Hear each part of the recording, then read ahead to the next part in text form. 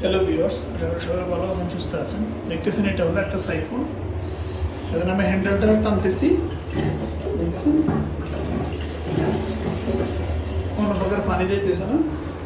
এটার কারণ হলো যে ভিতরে এই যে পানির পাম্পগুলো থাকে, ওনার সময় দুইটা ছিদ্র আছে, এই দুইটা ছিদ্র দিয়ে গ্যাস হয়ে যায়, অনেক সময় বন্ধ হয়ে যায়। বিভিন্ন কারণের ক্ষেত্রে এই ধরনের পানি কিন্তু পড়ে না।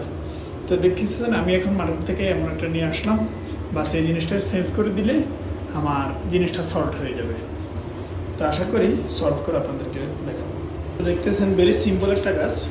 আমি এখান থেকে নাটটা খুলে নিলাম, প্লাস্টিকের নাটটা এখানে খুলে দিলাম, ফানটা টানতেছে, বাস এভাবে খুলে নিলাম। এবং এই যেভাবে খুললাম সেম সেভাবে নতুনটা ইনশাল্লাহ প্রবেশ করে দিলে কাজটা কমপ্লিট। এটা হলো পুরানটা, দেখতে পাচ্ছেন পুরানটা কিন্তু তলাটা পুরো ফেটে গেছে, এই কারণে কিন্তু পানিটা প্রবেশ করতে পারতো না এবং সুন্দর মতো ফ্লাশ হতো না।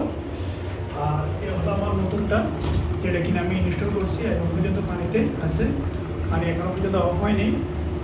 এখন পানি ফুরিয়ে যাবে, পানি মোটামুটি ফুরিয়ে গেলে এখান দেখতেছেন আমি লিভার টানতেছি,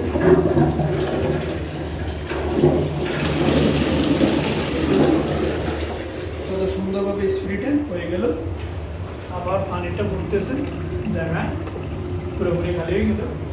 তো এই ধরনের নিত্য নতুন ভিডিও পাওয়ার জন্য অবশ্যই আমার চ্যানেলটা সাবস্ক্রাইব করে বা পেজটা ফলো করে আমার পাশে থাকেন। আজকের জন্য এখানে বিদায়।